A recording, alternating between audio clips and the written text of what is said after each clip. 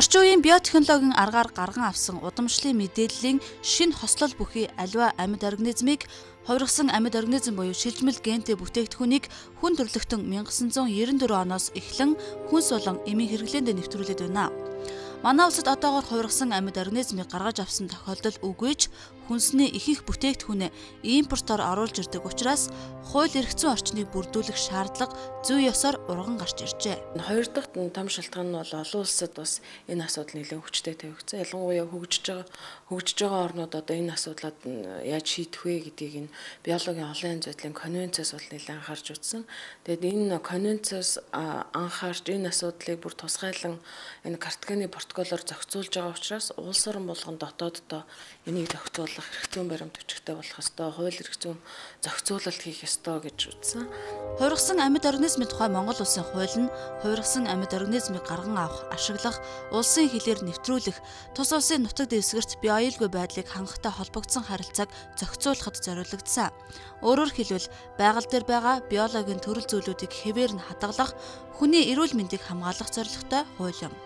Яг энэ хууль бол импортлогчдыг голно, экспортлогчдыг ингэн яг хувиргасан амьд организм гаргаж авдаг эрдэмтэд судлаачдыг ингэнэ гэсэн бүрдэн тусгайлсан юм одоо заалтууд бол байхгүй боловч энэ хуулинд бүрэн зохицуулалт бол хийж өгсөн байгаа.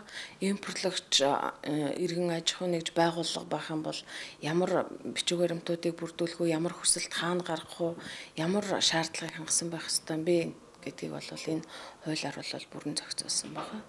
Нэгэнд бараа бүтээгдэхүүн импортлох гэж байгаа бараа бүтээгдэхүүн дотор маань энэ хувиргасан амьд организм түүнээс гаралтай зүйлүүд байгаа бол яг мэдүүлгүүдэд үнэн зөвөр бөглөө таглаад холбогдох хүсэлттэй тавиа шийдвэрлүүлээд явах одоо гол эрх зүйн баримт хүч нь бол энэ хууль болж.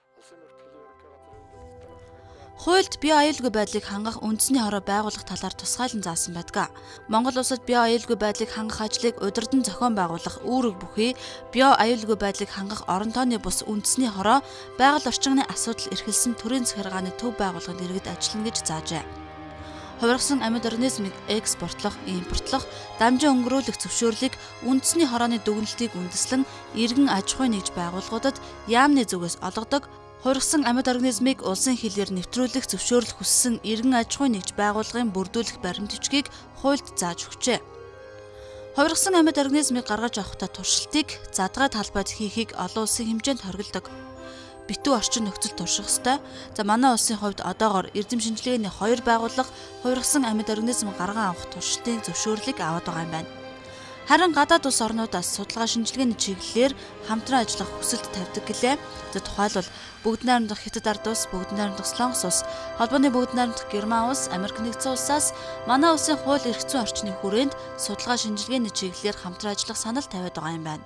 Тэгээ хууль маань бас 2007 онд гарсан боловч өнөөдрийг хүртэл одоо яг зохиох журмынхаа дагуу хэрэгжиж чадахгүй байгаад бас хоёр талтай гэж ойлгож байна. Нэг талаас яг энэ хуулийн дагуу хуулийг хэрэгжүүлэхэд манай төрийн байгууллагын зүгээс бол нэлээд хэд арга хэмжээг авч хэрэгжүүлэх ёстой. Жишээлх юм бол одоо энэ хуулинд заасан байгаа энэ хуулийг хэрэгжүүлэхтэй холбоотой яг хувиргасан амьд организм хилээр орж ирэхэд яаж бүрдгэх, яаж одоо хянахын энэ механизмыг бүрдүүлэх ёстой. Энэ хувиргасан амьд организмын тухай хуулийг хэрэгжүүлэх нийтлэг журам гэж байдаг. Журмыг одоо боловсруулж засгийн газар баталгаар заасан байгаа. Бид одоо энэ журмаа боловсруулад засгийн газарт хөрвүүлчихсэн. Энэ журам маань одоо засгийн газрын хуралдаанаар орох очир дарааллаа хүлээгээд ингээд үдэг хүртэл ингээд хүлээгээ байж байгаа. Хувиргасан амьд организмын тухай хууль батлагдаад хэдийгээр 5 жил болж байгаа боловч энэ хуулийн талаарх иргэдийн мэдлэг мэдээлэл төдийлөн сайн биш байна.